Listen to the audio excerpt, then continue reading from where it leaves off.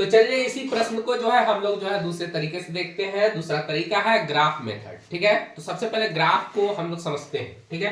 2 वर्ष का ग्राफ क्या होगा, तो सबसे पहले इसको हम लोग पी बोलेंगे, अब पी से एक्स निकलेगा और फिर यहां से भी 2 वर्ष में पी से एक्स निकलेगा। लेकिन दूसरा वर्ष क्या होता है कि सी आई निकालने के लिए फिर एक्स से जो है जो निकलेगा वो वाई आएगा, ठीक है। तो ये निकलता क्या है, तो रेट परसेंट है ना, ये रेट परसेंट से जब गुना कर देंगे पी में तब हमारा जो है एक्स निकल जाएगा। ठीक इसी प्रकार से रेट परसेंट से गुना करेंगे तो एक्स निकल जाएगा।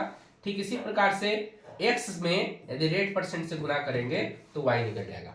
अब इसमें से टोटल ये हमारा सी आई कहलाएगा, ये हमारा जो है यहां से लेकर के यहां तक, यहां से लेकर के यहां तक क्या कहलाएगा, सी आई कहलाएगा, ठीक है। और जब सी आई को पी में जब ऐड कर देते हैं, सी आई को हम पी में जब ऐड कर देते हैं, सी आई को जब हम पी में ऐड कर देते हैं तो ये जो हो जाता है वो हमारा हो जाता है सी आई में यदि हम पी को ऐड कर देते हैं तो ये हमारा हो जाता है ए अर्थात मिश्र धन, ठीक है।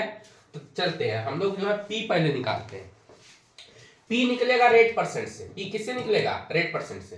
तो रेट हमारा कितना है 5%, तो 5% को हम जब तोड़ते हैं, इसको जब हम फ्रैक्शन वैल्यू में लाते हैं तो ये क्या होता है 5/100। अब 5/100 का मतलब कितना हो गया 1/20।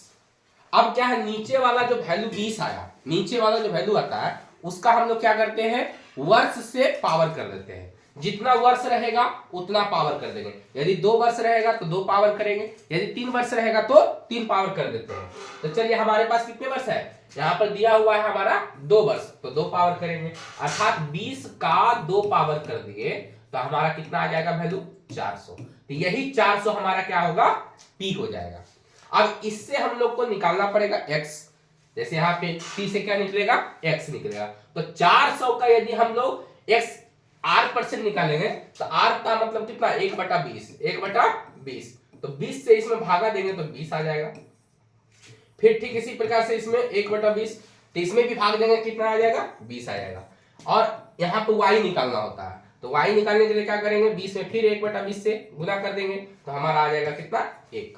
अर्थात हमारे पास टोटल जो ये सी आई है वो कितना आ गया 20, 20, 40 और 1 41। और टोटल यदि हम कहेंगे कि हमारा मिश्रधन कितना है अर्थात ए कितना है तो 420, 20, 40 से 41, 441। अर्थात हमारे पास जो वैल्यू निकालना है वो निकालना है मिश्रधन का, धनराशि का 2 वर्ष का मिश्रधन क्या होगा अर्थात हमारे पास 441 का वैल्यू निकालना है।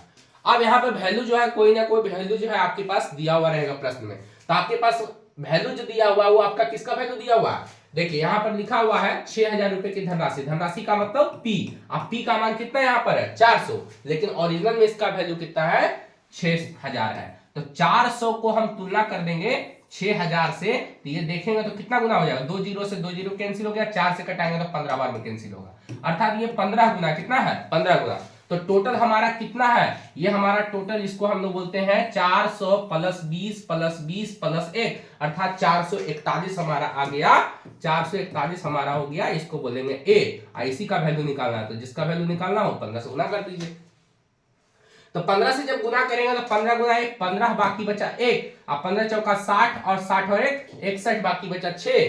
15 चौका 60 और 6 66 अर्थात 66 से 15 हो गया हमारा ए। यदि इसी से हम निकाले हम सी आई का वैल्यू, तो सी आई हमारे पास है 20 प्लस 20 प्लस 1 अर्थात 21, अर्थात 21 का वैल्यू निकालना ये 41, 20 प्लस 20 प्लस 1 अर्थात 41, और 41 का वैल्यू निकालना हो